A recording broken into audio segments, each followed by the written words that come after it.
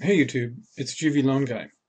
It's January 31st, 2013, and I don't normally bring you a full intact video, but I wanted to share this one with you because this is really work well done by this Wave 213. I'm going to post the link down below, but here is the entire video on the weather events and earth changes during the month of January 2013. Here you go.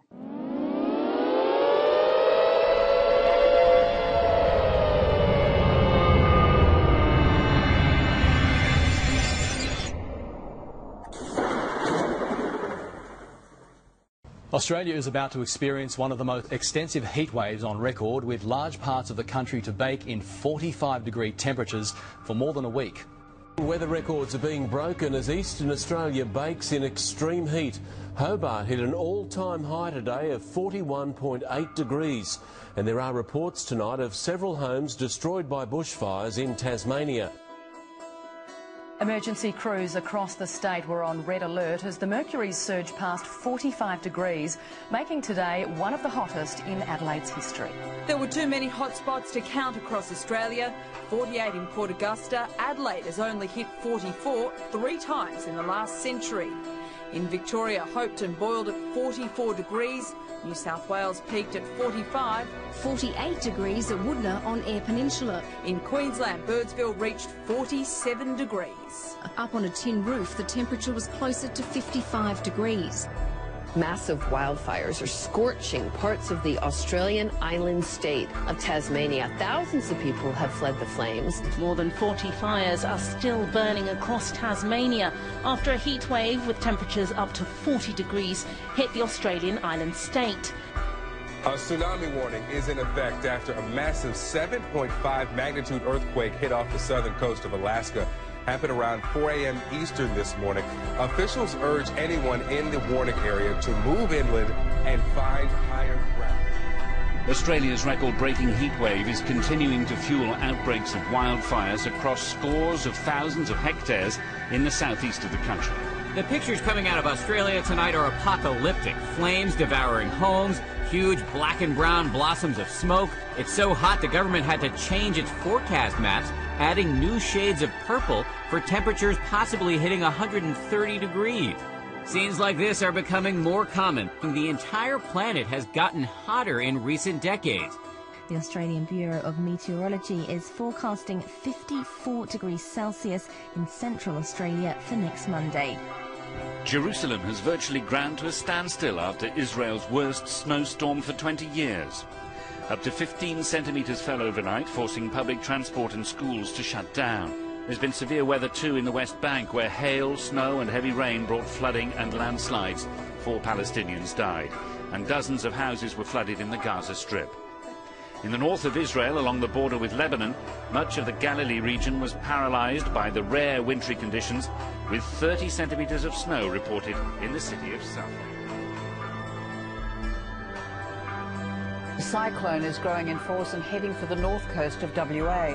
Tropical cyclone Narelle is now Category 3 and should be Category 4 when it comes close to land on Friday. Workers have also been evacuated from oil rigs off the coast, and if you take a look at these photographs, it's probably not surprising. These were taken by a tugboat operator and show a massive storm bearing down on the coast. But this was on Wednesday, well before the cyclone was anywhere near those oil fields. Tropical cyclone Narelle has intensified as it continues to move towards WA's northwest. There's a cyclone warning in place for several communities, including Exmouth.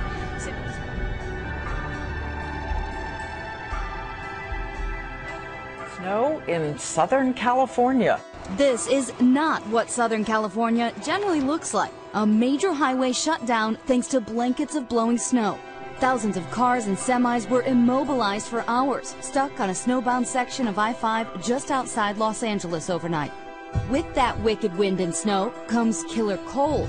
Farmers in California scrambled to protect precious crops as temperatures plunged toward record lows in the 30s. In parts of Colorado, Wyoming, where places are seeing not only blizzard conditions, but also big dust storms. Roads in Australia melt as record temperatures hit the outback. Outback Queensland towns have smashed temperature records for a second day in a row. We're close to 50 degrees. There are already more than 100 wildfires out of control. These are the most catastrophic conditions for fire in Australia in living memory. What seems to be a backwards weather picture, freezing in the southwest, record warmth across much of the east. It's a tale of two temperatures, warm in the east and rare winter chill in the west. Overnight, temperatures again fell into the 30s in Southern California. Government climatologists reporting the biggest Arctic ice melt in history. Arctic sea ice, it has melted to the smallest amount we've ever seen by satellites. NASA and NOAA got together and said, what do we think? What's going on here? Along the California coast, the ocean is expected to rise another 3 to 5 feet by the end of the century. 3.5 million Californians live within 3 feet of sea level. Today, we learned some facts about how this Earth is changing and how fast. New research concludes that Antarctica is melting. Floodwaters are covering large areas of central and southern Indiana after days of heavy rain. Thousands of fish washed ashore on Pawleys Island today. The dead menhaden fish stretching 1.5 miles long. Apparently, you can smell those decomposing fish from about a mile away. Jakarta, the capital of Southeast Asia's largest economy, today brought to its knees. Deadly flooding has submerged Jakarta, paralyzing the Indonesian capital. At least 7 people have been killed in the rising waters triggered by heavy monsoon rains, with water levels up to 6.5 feet in some places. Officials have warned that over the next few days, the rains will continue to increase. A city of more than 10 million people has come to a standstill.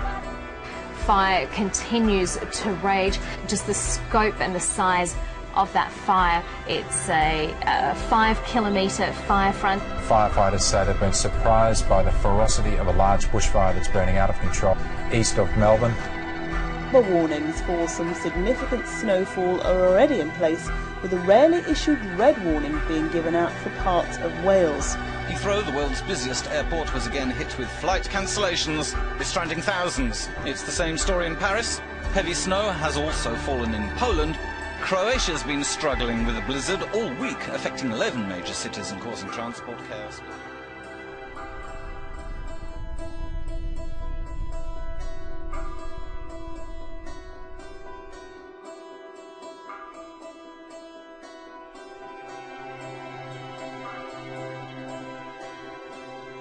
Residents in Western Cape York communities are on alert tonight after a tropical low intensified into a Category 1 cyclone a short time ago.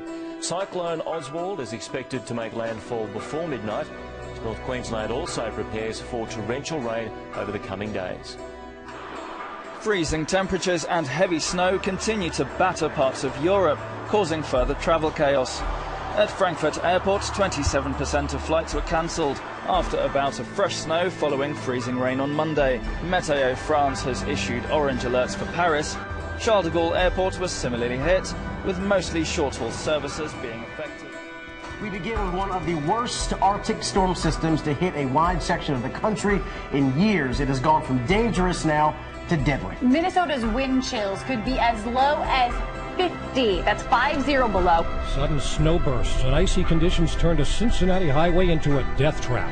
Whiteout conditions blinded drivers before this 86 vehicle pileup. Never seen like it in my life. I called my boss, freaking out. I called my wife. It was just worst thing I've ever seen. It was 12 below zero when a Minnesota snowplow driver found a snowmobiler who'd been missing since Saturday. He looked like he was frozen. I mean, he looked severely frozen. The vicious winds caused plenty of property damage. The gusts were so powerful, chunks of ice at least a foot thick blew off of Wisconsin's Lake Winnebago. And residents who've been living here along the shores of Lake Winnebago their whole lives tell me they've never seen anything quite like this. In Michigan, the Pontiac Silverdome under renovation appears to be damaged after snow and windstorms hit the Detroit area. And in Utah, a frozen water pipe on a hillside may have sent a giant boulder into a woman's home. It struck her bedroom at 3 in the morning, and she needed emergency surgery. With her jaw wired shut, I'm probably not going to get the full story for a couple of weeks. As the storm blows across the Northeast today, New England is bracing for up to a foot of snow. Up to 3 feet fell on upstate New York. Cyclone-strength winds and torrential rain are tonight continuing to batter a stretch of Queensland's coastline, almost 1,800 kilometres long. Communities from Cooktown to the border are being affected by the remains of ex-tropical cyclone Oswald, which is slowly gaining strength. Hundreds of people are stranded at Ingham. Big chill, 133 million Americans in this together. Wisconsin, Chicago, New York, and Washington, D.C. doing anything we could to stay warm. It was so cold today, the Great Lakes had a wind chill of -40, which feels colder than the North Pole. This is the real deal, the polar air. This is New York, at the center of the city, and it's been so cold there that water coming out of one of the fountains freezes. More than a dozen states have winter weather advisories, with major cities in the Midwest either near or below zero on Tuesday. And for most of the country, it's a sudden and drastic change. In Cedar Rapids, Iowa, a balmy 51 degrees Saturday. Less than 48 hours later, it was 2 degrees below zero, a temperature swing of more than 53 degrees. The wind is just ripping. It makes it 10 times worse than it should be. A fire at an ice-covered warehouse in Chicago has rekindled 2 days after the large blaze first began. Firefighters were forced to return to the fully engulfed icy building to battle the aggressive fire once again. It comes after the extremely cold weather caused hydrants and hoses to freeze. 13 states, 91 million Americans are facing a weekend of treacherous cold, ice, and snow, and this is how it looks. This week, Arctic air washing down over this country in waves, wave after wave. Queensland is again a state of disaster as an intense low-pressure system continues its destructive advance towards southeast Queensland. This afternoon, 3 tornadoes struck near Bundaberg, smashing Bargara, where a disaster has been declared. A disaster declaration has also been made at Gladstone, where a metre of rainfall has forced the evacuation of communities as dams spill over. Severe rains have caused dangerously high sea levels along large parts of the southern African coastline over the past few days. As many as 40 people were killed when torrential rains in South Africa and Zimbabwe swelled the Limpopo River. At least 150,000 people have been displaced by the deluge, and government officials fear things will get worse if the rains continue. For many, living in southeastern Queensland is becoming an endurance test, recovering from one natural disaster just in time to deal with the next. The latest storms and floods sweeping across the state of parts of northern New South Wales have seen at least 3 people die, hundreds rescued and thousands of residents ordered to evacuate, and more than 200,000 homes without power. And once again, you talk about a 100-year flood. Ipswich is suffering the 1 in 2 flood every 2 years. The rain is getting heavier in Sydney tonight, with the worst of the wild weather yet to come. Now to the Sunshine Coast, where big waves and rough seas have caused a build-up of foam along the beach at Alexandra Headland. The foam has blanketed nearby roads and even made its way into some people's homes. People have been down on the beachfront all morning watching this vision. It's just incredible to see. The waves have brought up foam right up across the road. It's coming across the road into resorts now and as you said, people's homes. Oh, I couldn't believe it. Never seen anything like this. I've lived here for about 4 years, but no, never seen anything like this in my life. I just can't believe the extent of how it's going into people's houses, and it's crazy. It's just crazy, but it's a little bit scary too. A 6.7 magnitude earthquake struck Chile. Buildings were rattling as the first quake. A 6.7 magnitude earthquake has shaken central Chile. We've got debris now flying to the left and center of this system. Sirens have been going off here. The wind is kicking up along with the rain. Again, a funnel just crossing the interstate here in Adairsville. Scientists think it was an EF2 or greater, with wind speeds more than 125 miles an hour. This sinkhole in Guangzhou City swallowed a whole building complex on Monday. The ground first gave way at around 4 o'clock in the afternoon.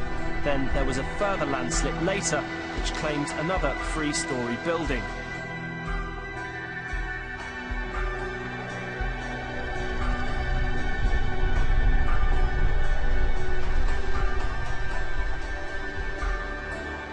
Britain's top health chief, Professor Dame Sally Davis, has warned that we're looming towards an antibiotics apocalypse, and the fact that bacteria is becoming increasingly resistant to current drugs, coupled with the fact that we're running low on supplies, poses, she says, a bigger threat than global warming.